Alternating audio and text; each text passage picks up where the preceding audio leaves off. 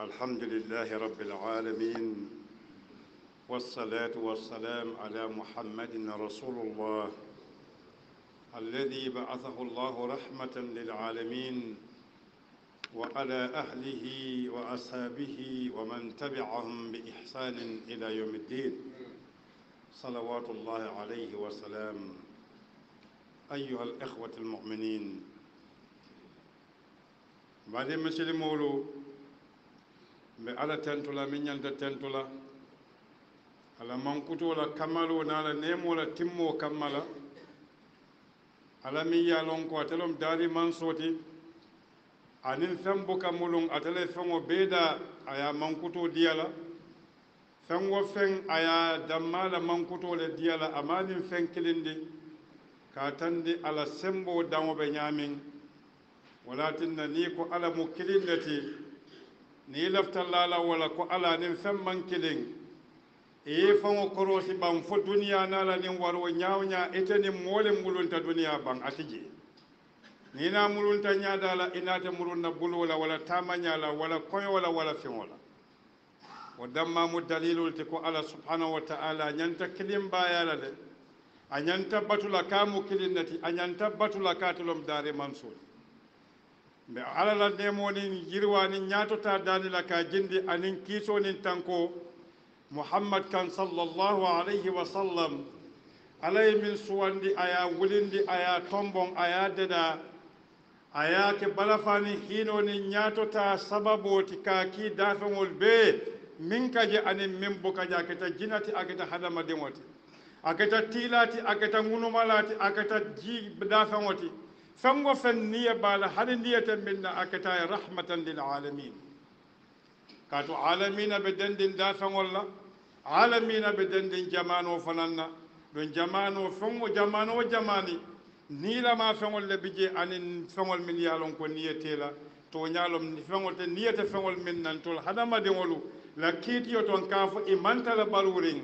bara ala ko yede ko wa in min shay'in illa yusabbihu bihamdihi walakin la tafqahuna tasbihahum ako feŋo feŋ kante ala saniyandi le aka mankuto kamalindi feŋo feŋ ako bari atol hadamadiŋolu alta fahamunola alfaq fiqh wala munti to comprehend to understand e ka kenyani o kola muslimolu bela fila diyamula bunda jamal la bare wato la deto kammala fonsa doyandi tuma dol bije ni jamano tata yela mata folla bango kurango siyata jamano kan amanke bala jato la kurango te wala sondomo bari niyela kurango ani hadama dimol jiko la kurango na siyata ete mari kamirale ko ku kendo te kerin wo jamano dun natata fo hadamadiŋol tata fo labaŋo ku kendo naketa aka ke bulule hadamadiŋol tata fo jikla teta komo kendo bantale hadamadiŋol tata fo jikla teta fo mbe toñale kan fonte toña kan isa lon ko wo jamano be yele makande wo jamano ñanta talale kukutole ñanta nala walatinna janni muhammad sallallahu alaihi wasallam be kila sanji keme woro kata fo keme woro nin feŋ hadamadiŋol tatale foy maluta ka ke hadamadiŋol fenten fo jikolati hadamadiŋol tatale fo i maluta ka ke hadamadiŋol fenten fo jikola tiña hadamadiŋol ñinata ala la hadamadiŋol ñinata jika kendo la hadamadiŋol mantara feŋo feŋ noma fo niidiya wo niidiya le hadamadiŋol samba aye ke aljalan batulalti aye ke yanda laluti aye ke mo kunda ka tala jongonin foro aye ke fuwaro nin banna ka fuwaro tora aye tilimbaliya janjandi banko kam fenten fo jiko bira banta mol jamfata ala la walatinna ala subhanahu wa ta'ala ay muhammad swandi ayaki ay letaro min diyala wo letaro be betiyarin na fo jandin duniya be banna katu wo letaro e dantero ke jandin hadamadin bina banko kan wo letar kilimo e dantero ke din duniya banta wo letar kilimo le dantero ke munna duniya na banta ni mol konti bobe mol jolamin aman fentuji aya tandile be ala batula nyami aya tandile ini badi hadamadin be kuke nyoya kala nyami karo bela kita dino ta kita moyati aya tandila ita hadamadingo ila tafundiro iba saniyandila ñaadile ke ala damma batu mi ya lon ka ñanta batula subhanahu wa ta'ala wala tushrik ikana fulan kafuro ke bihi shay'an fenna allahu akbar bari mfotata tembeta dimita bake mfotata tembela dimita bake ni ba misalo kosila wallahi ala la dafigo juube ka fo mi ye kuno ke la yiro kan santo akalo asingola bare monene ma moy ko kuno parakasta boyta katu abe sinola bare hadamadi o ala ya tele marande nin dudi ala hakilo diala aka bungolo ay camera kije ay babwaya kije ay watchmano kije aka tara sinola air condition o bakal sungo kala bungote aka fango aka sunya roke abuka kala muta aka je camera to tungo sungo tata bare nene ma moy kuno be sinola boyta ne mum misali balet hakili dunkel sitaye mirala na jamano be o jamano to bi wa man nu'ammiruhu nunaqisuhu fil khalq ala naye soja akado bali janale naye o bali aya so karado la nin kuno tema be wonyamale bari ntol mum wollet oto alnamurun na moyaka walakin ala koy ko suratul hadid soro miya lon ko mbatale jamano la hadama dingo akufantala londo la le folabao fango fembe hadama dingo bulu neba konole fango fembe hadama dingo bulu neba konole wolon suratul hadid o soro la aya tanin woro kata aya tanin sey daiman ka fole dun nyanta ka fole nyanta ka mol hakiro bulandala nim fawolu ala konye ko alam ya'ni lil ladina amanu an takhsha قلوبهم لذكر الله وما نزل من الحق ولا يكونوا كالذين أوتوا الكتاب من قبل فطال عليهم الأمد فقست قلوبهم وكثير منهم فاسقون الله أكبر أكفواتو منصيبا ندان كليا مولو صندو موسى فويا أسا فانو مجي أسا كفنت من ما فارين كألا فينكم أني من جيتان كمن متونياتي محمد صلى الله عليه وسلم أي من ناتين فكرة وعقيدة وعملا بارنيالا ميرنيالا كوكين ويالا فواتو منصيبا أني من جيتا تونيالا أكون كانك كومول من يالون كوي تنبتا أكوي كتابو ديلا سريمو ديلا بل بلولا واتو جنفو كملا ومولو نينتا يسندو مو جاتا جما بيكونو إكتا فاسي كوتي nimmol jinata alale kake fasiku ya man nika kawoto na medan pulo be alol fasiku ya man betiya wolom ite mari farata ila moya balale ite manke moti koten ite jikobo ta moya konole hanini jato mum moti Allahu akbar walakin qur'ano ka fasiko be ko doron kaatu afarata dañalat aka muntala ko yirola hombo dingo min ba kono niya bondi yiri hombo kono aka faale hombo ka jale hadama dingo namu fasikoti nabota ala mirakan aka ke fasikota ka jale ko niya kurwo dingo bondi kurwo la hombo kono ni ma ka dibon koto aka janyani Allahu akbar ala kona murun nam mira ayen damine kamma ayen dale kanim banko balundi ayen dale kati ala batu ayen dale nyin kammala ntol marin sen ntol mimmu moti nte khalifa ya timmandi nim banko ka ite khalifa ya timmandi la foni ala la ya baroke ala la ya baro akoyle ko akoyle ko kanake muhammad ya be bondi ya nyonto abe dandin londola abe dandin barola abe dandin jikola bari mobo ye fango nyinin ka kullo kono ntebe minto kila wala fobang fontebe minto nidi yalin setan way wala nam fanyininka yalo muslimo be mum falson police wolet mo kane fango nene mo se sido le ye fango nyininka ntebe mineto tonya mbe minto tonya lon fo tonya ten mo ye fango nyininka mo ye fango kontibo janni be kontibo la kontibo lungo joti je koditi je dambe tije mina bije barakendo wote fan kontibo qabla an yahkumu alayka janni be kiti bari muslimo lo النمر على الكتاب سورة الأنفال آيام ونناني آيام ونلولو على بن كلكان أكون يكو يا أيها الذين آمنوا من سورة الحديد لا آيوبا أكون إلموا على لهم أن الله تعالى يحيي الأرض بعد موتها كاك بانكو بلونديل بانكو لا فاكولا أكو قد بينا لكم الآيات لعلكم تعقلون ni sama banta banko ka jale ñamo ka jale yirol ka tuje ka to silo tata dumale e ka jeni domoro soto ala ka foyle ko kawando fele banko juube a jatale madama banko jata ninga jiya ka kabalu o tete hadama dimo wato sita ifanan ye fango balundi ala batoni ala finkola ye muru ala kan ko ñamo ni sanjo kata kan aka fali ñami ifana yake bang sanji jumalen tol be mbatula fujjani na ñamo be fali nan sondo ngol kono sanji jumalen be lafira nin se mira tan nin na ñamo be falin nan sondo mo kono kaatu ñamo na fa balale ñamo do bi je mo ka domo ñamo do bi je be on ka domo be on subole bala keke bala kulo bala na fa bala woto je hadama dingo akata ñamo e falin e hakiro ni niyo kono wolon kaburum ala kan alam ya'ni lil ladina am misel me konda min be kirin amam beteya kanam fannene min be caring abam beteya. Religion is not about your individual fidelity and your individual devotion, no matter how regular you are. Dino manke wati is not individual.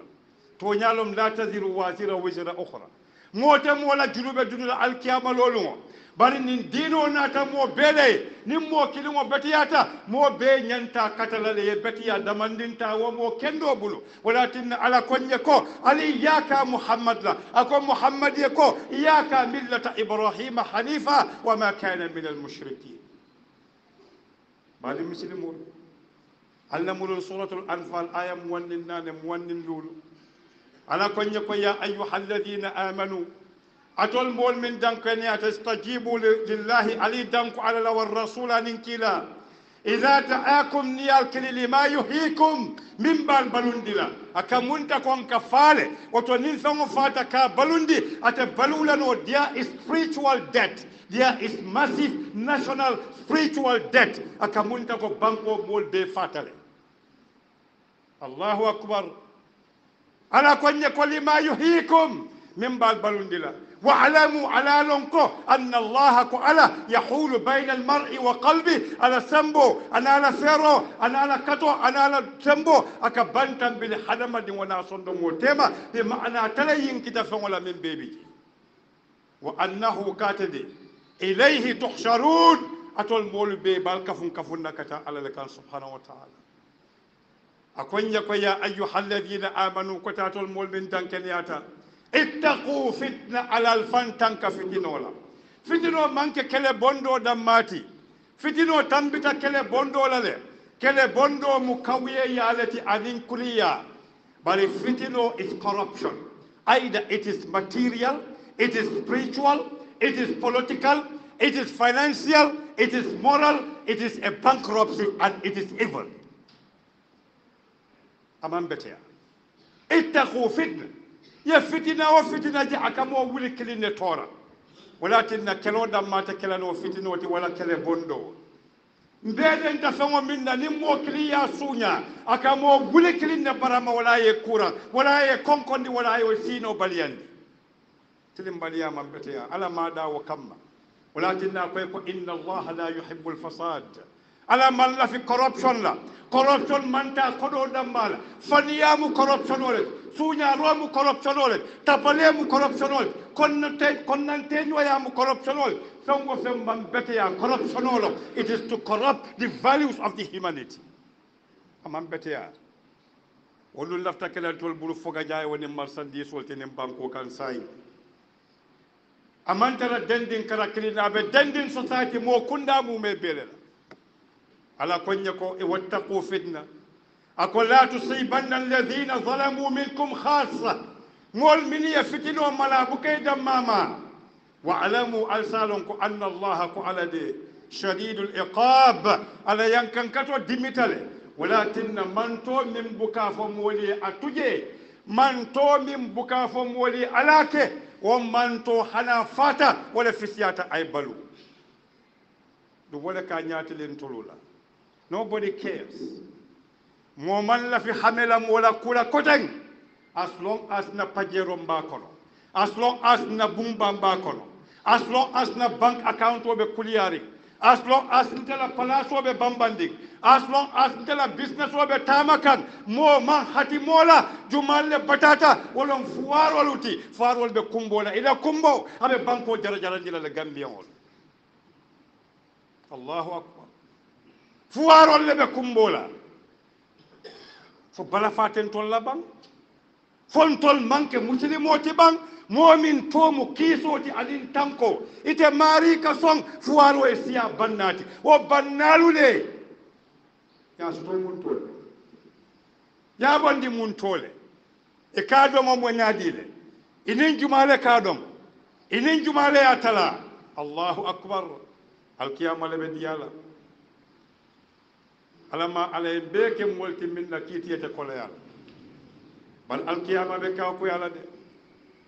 gambian tatale fo dinkendeya mo mun ka molu nafa mo kendo hani fure kendo tatale ka sumam mi la mine babul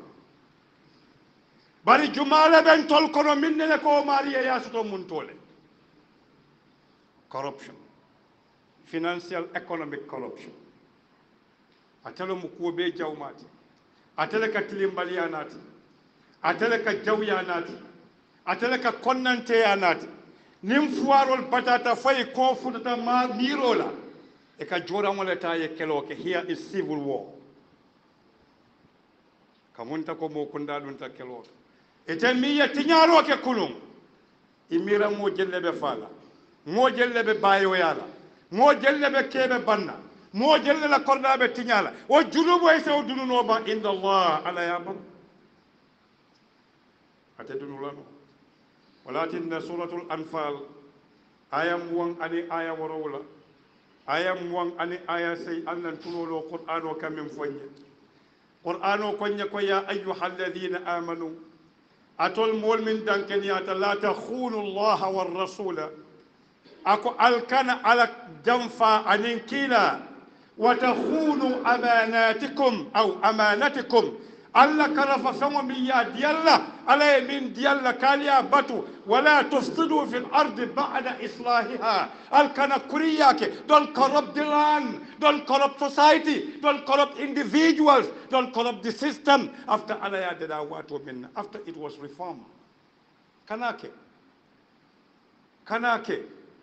kabo bi momo ya lon ko you are involved in corruption afani yalom akoma kumarlom atinyalilom momo you are involved kabo bi make sure that you repent yamuru ila Allah subhanahu wa ta'ala there is no time wato tije dunya kale marsa wala yaghurrannakum alghurur ولا يغرنكم بالله الغرور أكو إنما الحياة الدنيا متاع الغرور أكو الدنيا بلو مندين بلولتي إكترا كل ولا يامر أبوك بان يالا الدنيا بلو ميا كويا سانغو في الناديات أكي سيلة ولا يا كويا سانغو في الناديات الدنيا أكي سيلة هل دمرو ديات نيا نيا دم أكي سيلة كونو كفالة ولا الدنيا بلو كويا بري بلو تونيا الحيوان عند الله وبألاله ولكن سورة الأنفال آيام ونن آيام ونن ولا آيام ونن سي على الكل على جنفان كيلا وتخونوا أماناتكم وأنتم تعلمون الكل على كرف فمول جنفا على الله لولا على الله لو تمندي باونكم مسلم ولتم كلكم سمعنا وأطعنا نيا مروم ويلم بلتا نوما قدر الاستطاع يمن نوجي على لا يكلف الله نفسا إلا ما أتاها على بكانية ساسفنا يسمو من ديالا it is the capacity your devotion your fidelity and what you can do is based on the capacity and the ability and the capacity given to you by Allah subhanahu wa ta'ala Allahu akbar akwal kana Allah hido jamfa bala butawta ko ye ko ilamu ala long Allahu akbar janna mu kuwati mi ya lon ko min kaji di duniya bi ilamu ala lon atol dankel ya mulu annama amwalukum ko alla nafululu wa auladukum analla dingolu fitnatun jarabule maliye wa anna Allah ko ala de indahu ajrun jobe ala ya azim jomi warata katambe jobeti ala nabe jola jofulalom Allahu akbar ndiye kilin kay tandi la ndiye ku kilin kay joño wala be ay wo janto woto ala ke kibari min la jeti hadama dingol akonye ko ila nafulo mu fitinoleti ila nafulo ka ke fitinoti nyaadile ala ye harje nafulo la harje sanwala katu ala la harje be sene yatale akoye hako min be nafulo ka min kata sadani jakoti ikoyta dila ete ya be sadani jako ka nafulo talale you are laughing you are a laughing stock ete mu jale fengoleti imam bin dada ya dila ikoyta di bola o mari mi ya dila koye min kije ye luwaso ke wandi korda kono akoye ko pompo kakala yeletili bulo e kay ko haadi madama be luwaso la bay fo so bayel dal ala la nafulo nafulo mi ya lon ko fitinolo ye nafulo soto nyaadile e kana nafulo do mo nyaadile nafulo ya soto sila tilindi wala bang ala koye ko alla nafulol mo alla fitinolete wa auladukum ana dimolo hadama dimo fem fulade ya marsa e kamin kili power and authority wala tinna nafulu tiyolu ni na tan na bango fangoto nyante bu nyalale bari buke bu nya foye sele di ko ka buga ke ni nafulu tiyal bitan na bangoto e kaje mo bebe mulugo kulubu kam mo be ka wuli pura sila pala soto farole kaw kende san atabulo linna hulutiyo hakilo kamalita salon ko amanya na sila fuaro noto aya bulo ka jifo ko na koloni fuaro la para bina bala waramba bala la nyonka be sila fuaro noto fuaro bita sila bakiyat ni justala na te bukate sofa ka bukaso Allahu akbar namo kunda man tarabati yare ngata bati yala nimman bombe minto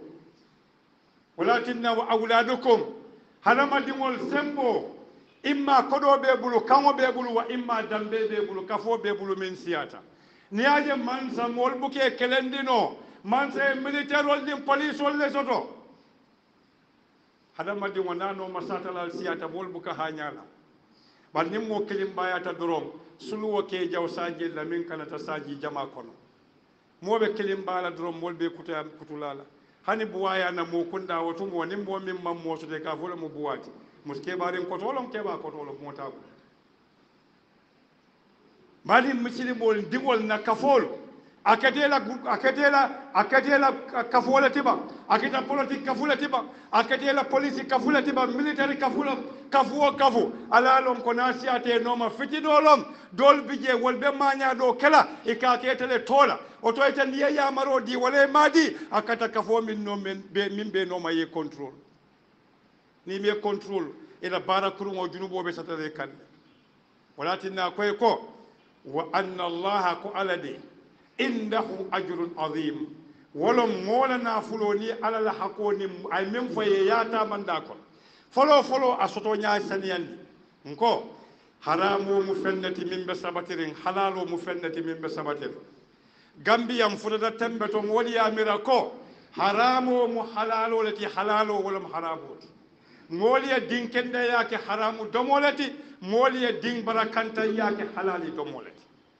katu molbe manya minnam fangol damma kono dum mo ye mo nyo sutele ya lonnabe minna momam mo bula katambo wiste bari nam nyom bula kanyon yamar ko kendo la wal takum minkum umma yad'una ila alkhair wa ya'muruna bil ma'ruf wa yanhauna 'anil munkar wato muslimul alimbe ala kan katuni murunta ala kan na duniya kisobe walato na alkiyama kisobe walato na tankobe walato momo mamuru ala kan ila balwobe kolyala ala man tankala ala alkiyama ni ala la balafa ban kunje ita bita mun tole ita famo sakiti famo nim fuda dawato safoko astaghfirullah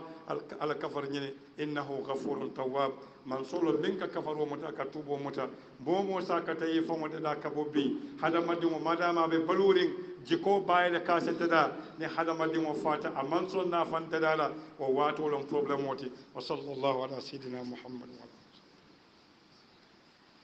alhamdulillahi rabbil alamin wassalatu wassalamu ala muhammad rasulullah wa ala alihi wa sahabati ajma'in badi muslimul annamru alakan badi muslimul gambia momo balutalul sanjital lulu anen gambia min be kerim bi isalon ko gambia tabota notol to nyalo mo kunda kata nyatol bari mo kunda la ñatota manke molla siyati mo kunda la ñatota manke kodola siyati mo kunda la ñatota mo hadama dimol hakkilola kamalole hadama dimol hakkilola beteya hadama dimol jikola beteya hadama dimol yamuru ila Allah hadama dimol yamuru ila Rasulullah sallallahu alaihi wasallam wala mo ñatotati. It is not a matter of biological increment, it is a matter of spiritual reformation. Allahu akbar. Fonsen famode da niyol amanke ka fonna siya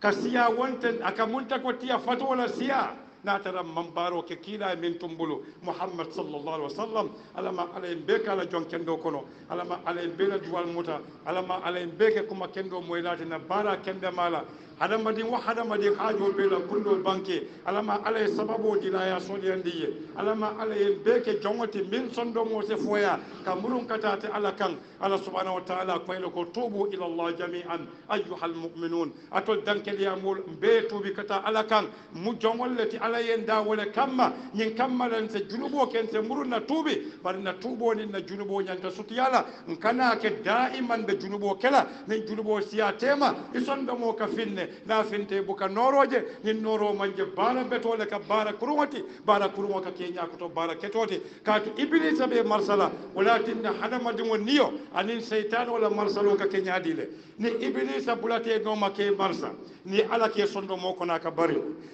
fango niyo naye bula kula mimman beteya madama niya be lafirin wo fawla itamari kakele walakin na drok wafila ase business ba kelinke ay million kelin soto muna million kelin soto aman kanyamba bari aniyele be lafirin kolola asita business doke kamuta wala to duniya muta akamunta ka kata jalan siseti nim fota ton safoko alhamdulillah alama alay bela duwa muta wa sallallahu ala sayyidina muhammad wa ala alihi wasallam